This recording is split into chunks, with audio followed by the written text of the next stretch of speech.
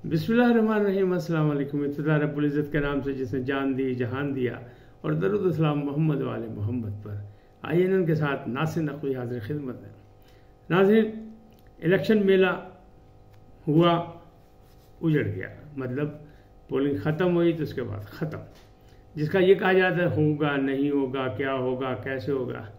अब 3 दिन जो हैं ये ईद के हैं, उसे आप चांद रात समझें। अब ये ईद के हैं। ईद पे किसने किसने ईदी इकट्ठी करनी है और किसने नहीं करनी, किसने गरीबी दावे की ईद करनी है, ये इन 3 दिनों में फैसला होगा। बहुत से पुरज उलट गए और देखा जाए तो जख्मी टाइगर ने शेर को झिंझोड़ दिया। हुकूमत कौन बनाएगा अभी बिल्कुल क्लियर कट नहीं, शाम तक वो भी क्लियर कट हो जाएगा और पता लग जाएगी। लेकिन अभी तोड़ जोड़ बाकी है। और अगर आपको याद होगा तो मैंने कई व्लॉग में ये कहा कि जनाब आखिरी दम तक तोड़ जोड़ होगा और इसमें कोई किसी को जिसको भी बरतरी हासिल होगी मुकम्मल नहीं होगी। वो जो 2/3 के ख्वाब थे वो तो टूट गए, ख़त्म हो गए और उसका रिजल्ट भी आपके सामने आ गया। लेकिन अब उससे आगे की बात है कि आखिर कौन बनेगा वज़ीर आज़म और किसको हिमायत हासिल होगी अक्सरियत की। और टाइगर जो है वो आगे आ चुका है और टाइगर आगे दौड़ता जा रहा है और साथ उसने शेर को झिंझोड़ भी दिया है, यानी जख्मी भी कर दिया है। तो अब मामला हैं सियासत और सियासती हिकमत अमली से। तो इन तमाम चीज़ों से आपको आगाह करूँगा, गुजारिशात आपके साथ पेश करूँगा। लेकिन पहले आपसे गुजारिश, आइए उनको सब्सक्राइब करें, लाइक करें, घंटी का बटन दबाना न भूलें और अपनी कीमती राय का इजहार अपनी शख्सियत के मुताबिक करें। जी नाज़रीन, इलेक्शन हो गए, टर्न आउट भी अभी तक पूरा गिनती नहीं हुआ क्योंकि अभी तक मुकम्मल नहीं हुआ क्योंकि इंटरनेट बैठ गया। RTS नहीं था, EMS था, करोड़ों रुपए उस पर खर्च किए गए थे। दावा था कि ये इंटरनेट है और उसको इंटरनेट की ज़रूरत नहीं पड़ेगी, लेकिन वो बंद हो गया। लेकिन उसकी वजूहात सामने आ गई, लोग सवालिया निशान करें तो वजूहात ये सामने आ गई कि क्यों फ़ोन बंद हुए और क्यों ये सब कुछ हुआ। तो इसका मतलब क्या था? इसका मतलब ये है कि वो आप अपना मीडिया हाउसेस की जिम्मेदारी देख लेंगे, जिनको कहा गया था कि एहतियात, मोहतात, कौमी मुफाद में चले। तो बहुत से जिम्मेदार जो थे मीडिया हाउसेस और चैनल्स, उन्होंने जनाब शोर मचा दिया चंद पोलिंग स्टेशनों के नाम पे कि फलाना आ गया, फलाना पीछे, ये वो एक राय अमा बना दी कि बड़े बड़े चैनल जो हैं वो भी अचानक ऐसे लगे कि जैसे वो किसी की ज़बान बोल रहे हैं। अब देखा जाए तो हुआ क्या, शेर मायूस हो गया। शेर जख्मी है ना, मतलब झिंझोड़ दिया उसने टाइगर ने।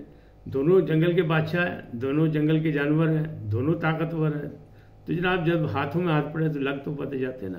कहते थे नवाज शरीफ जदों आएगा, यानी मियाँ जदों आएगा लग पता जाएगा। और मैं कहता था लग पता जाएगा ये उसको लगेगा जो 8 फरवरी को देखेगा क्या होगा क्या। यानी ये भूल है, वन साइडेड बात नहीं होगी। अल्हम्दुलिल्लाह मेरी बात जो है सच्ची निकली, सिर्फ तजुर्बे के बिना पे। हम किसी की जिम्मेदारी नहीं लेते, किसी के स्पोकमैन नहीं है, लेकिन जो देखते हैं उसकी आगाही करना हमारा फ़र्ज बनता है। तो वो आगाही हमने की थी कि जनाब नहीं, मुश्तरका हुकूमत। और शहबाज शरीफ कह चुके हैं कि जनाब बात ये मुशावरत से बनाएंगे। अगर 2/3 नहीं मिलते, 2/3 तो नहीं मिली भाई, हूँ दसो तो मुशावरत हुई। जनाब मियाँ साहब तो गए, फिर मजी पिछले अंदर होगी नवाज शरीफ साहब की, तो वो तो नहीं चांस बनेगा। लेकिन अभी है, कोई ऐसी बात नहीं है। नाउमीदी गुनाह है, कुछ भी हो सकता है। सियासत में कोई चीज़ आखिरी नहीं होती। और फिर मैंने एक व्लॉग में ये भी कहा था कि आज़ाद जो है वो भी बाप बनने की सलाहियतों से माला माल है। यानी 2 तरीके से मैंने कहा था कि दोनों इसके मतलब है। एक बाप, वो जो बलूचिस्तान अवामी पार्टी यानी बनाने में किरदार अदा करती थी, तो वो बाप भी बन सकती है, पार्टी साबित हो सकती है आज़ाद। और वो भी जो हकीकत में होता है, सरबराह होता है वो। तो अभी आज़ादों ने फैसला करना। हालांकि बहुत सोने कुरान भी उठाए हैं, बहुत सोने कस्में भी खाई हैं, बहुत सोने लेकिन करोड़ों रुपए दे के भी टिकट लिया है। तो भाजी कुछ किया नहीं जा सकता, हर एक शक किया जा सकता और शक किया जा रहा है। लेकिन गौहर खान कहते हैं 150 सीटें हम जीत चुके हैं। अब ये 150 का उनका दावा है और ये 150 उस वक्त नहीं मिली थी जब 2018 में इमरान खान साहब बरसर इक़्तिदार आए थे। उस वक्त भी सीटें पूरी करवाई गई थी, जनरल बाजवा साहब की मदद से हुई थी। और बार बार इमरान खान साहब ने खुद कहा था कि मुझे तो लोगों के करारदाद पास कराने के लिए, आइन बनाने, कानून बनाने के लिए भी मदद लेनी पड़ती थी इस्टेब्लिशमेंट के, जनाब बंदे पूरे करो। तो अब ये क्या हो गया फिर? तो ये मामला, ये हमदर्दी का वोट है, इसलिए कि जो बार बार उनके फैसले किए गए और बार बार जो आए ना फटाफट, जो एक मशीन लगी फैसलों की, उसको भी लोगों ने रिएक्ट किया कि नहीं, एक बंदा काबू आ गया और तुम भाई लम्बे पा के उत्ते बह गए हो। तो ये रिएक्शन है। और दूसरी तरफ क्या था कि वो गलत फहमी थी कि अचानक जो मीडिया पे बोल चाल हो कि जनाब मियाँ आ गया और फैसला हो गया, बस ऐलान बाकी है, और जनाब पूरे अखबारात ने जनाब फ्रंट पेज ही छाप दिए थे। तो वो इश्तिहारात या नंबर बनाने के लिए, लेकिन वो कोई खबर तो नहीं थी, मिसगाइड करने को है कि लोग उसको भी रिएक्ट कर गए कि जनाब जब बुरा वक्त है तो चले जाओ मुल्क से बाहर, और जब आए अच्छा वक्त के लिए तो जनाब आप आ जाए, तो जनाब साढ़ा भी फिक्र करो। तो दोनों तरफ से ये चीज़ें हैं। और फिर मुहिम भी उन्होंने उस अंदाज में नहीं चलाई जितने उन्होंने कहा था जलसे करेंगे, वो जलसे भी नहीं किए। और मरियम नवाज ने अच्छे जलसे किए, लेकिन इसके बावजूद उस कदर नहीं किए जितने होने चाहिए। और इसी तरह ना उन्होंने किसी से इंटरव्यू दी है, मीडिया से भी दूर दूर रहे, यानी वो एक ख़ास अंदाज में खेलने के आती हैं। तो एक बात वाज़ेह हो गई कि नादान दोस्त जो हैं सिर्फ इमरान खान के इर्द गिर्द नहीं थे, वो इख्तिदार में तो सबके साथ होते हैं, नादान दोस्त इर्द गिर्द होते हैं, बल्कि ड्यूटीफुल लोग होते हैं, उनको ड्यूटी लगाई जाती है। लेकिन इसमें जो बुर्ज उल्ट रहे हैं और शाम तक जो वाज़ेह सूरत हाल हो जाएगी, उसमें ये पता लग रहा है कि नादान दोस्त जनाब नून लीग में भी थे, और मियाँ साहब चूँकि एक अलग मूड के आदमी हैं, तो उनकी जो है मुफाहमती सियासत जो है वो जाएगी शहबाज शरीफ की तरफ। और दूसरी तरफ आसिफ जरदारी, जिनकी रात से अफवाहें थी कि जनाब वो इस्लामाबाद पहुँच गए, नवाब शाह से फ़ौरन तैयारा लिया, जनाब पकड़े थे नस गए, और अभी तैयारा वाला भी हार रहा था, उसके भी मामला हैं, 2 जगह से हैं, देखिए जीतते कहाँ से हैं कि नहीं। लेकिन मौलाना साहब जो है, जिनको मैंने कहा था ख़तरे में, वो एक मशीन से जीत गए, अपने घर से हार गए हैं इस्माइल खां से, और अली अमीन गंडापुर ने उन्हें हराया।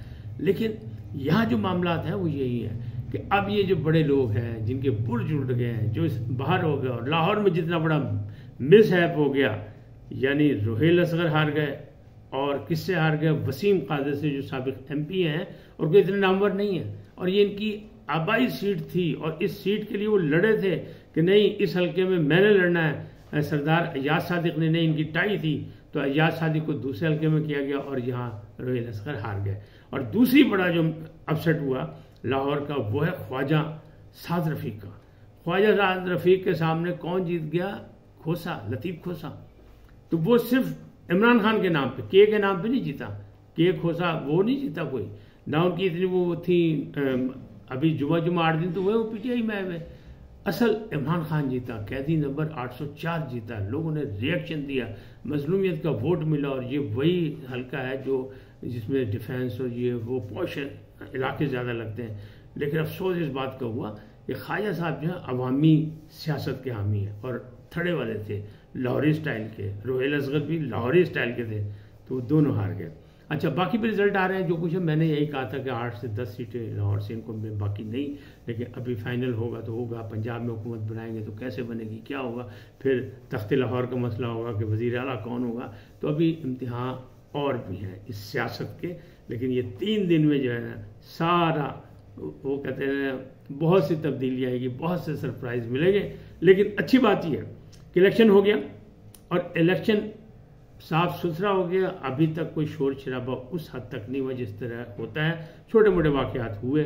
तो मैं हमेशा से यही कहता हूँ कि कौमी इदारे मजबूत होने चाहिए, और उनको इस्तेकाम देना चाहिए, और पार्लियामेंट मजबूत होनी चाहिए, और जितनी लड़ाई हो वो पार्लियामेंट में जाके करनी चाहिए।